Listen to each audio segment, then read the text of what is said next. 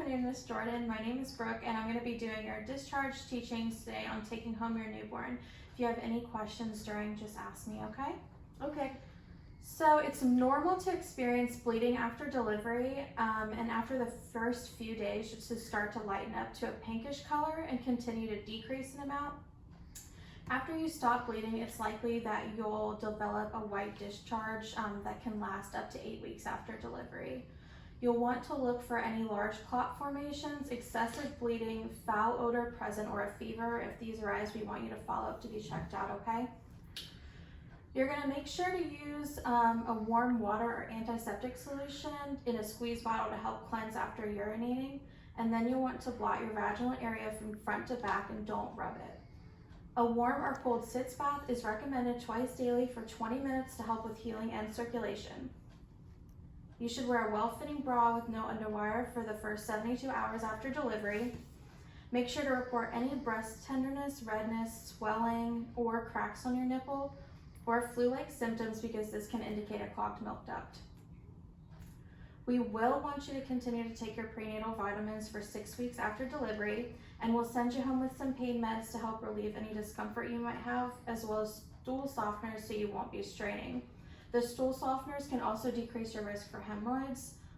If you do take your opioids, you want to make sure not to drive because it can cause sedation. As far as activity goes, you can start with a pelvic tilt and Kegel exercises once you're discharged because it'll help strengthen your back and your pelvic muscles. For the first 2 weeks after vaginal delivery, make sure you lift no more than 10 pounds, and for the first 4 weeks, limit yourself to climbing only 1 set of stairs a day. You're going to want to just monitor for any foul odor or yellow drainage, new redness and swelling, flu-like symptoms, pelvic pain, and fatigue, since these can indicate infection, and we'll want you to follow up to assess you. You'll also want to keep an eye out for any pain, redness, and swelling in your calves, which could indicate a blood clot. If this occurs, you should report it immediately. Once you're discharged and you have your baby, you may experience different emotions after delivery due to a change in hormones. We want to encourage skin contact with your baby and document any concerns related to interaction or bonding. You'll want to make sure you're getting plenty of rest when your baby is sleeping and take time for yourself when you can. If you begin to feel irritability, anxiety, loss of appetite, intense mood swings, or sleep disturbances, we'll want you to follow up. You should return for a checkup in 4 to 6 weeks after vaginal delivery so we can assess you physically and emotionally. If you've had a cesarean birth, we'd like you to follow up between 1 to 2 weeks. If you're experiencing large blood clots, excessive bleeding, fever, foul odor, or new inflammation, you should follow up with us as soon as possible. All right, so those were your instructions. Now we're going to move on to your newborn. So newborns should be breastfed every 2 to 3 hours. You'll want to wake your baby up every 3 hours to feed during the day and every 4 hours during the night. This will be about 8 to 12 times in 24 hours. Your baby should feed 15 to 20 minutes on each breast to ensure they're taking in the proper amount of nutrients. Bottle-fed newborns should be fed every 3 to 4 hours. They should be fed 3 hours during the day and 4 hours at night. And you can even, you'll be able to wash the bottle and accessories in the dishwasher by boiling them or by hand, just using soapy water and a bottle brush. So breastfed newborns should have 6 or more wet diapers and 3 or more bowel movements per day. Make sure to change the diaper each time they go to the bathroom to avoid skin irritation and diaper rashes. You'll want to keep the area clean and dry by using warm water or baby wipes and dry thoroughly. Before their umbilical cord falls off, you'll want to give your baby sponge baths to avoid getting the area wet. In about 10 to 14 days after delivery, the cord should fall off, and then you're able to submerge your baby in the bathtub. Make sure to keep the area clean and dry so it can heal properly. Once you return home, you'll want to cleanse their face, diaper area, and skin folds daily. You can use mild soap to bathe them fully 2 to 3 times per week. Try not to bathe right after feeding to avoid them spitting up.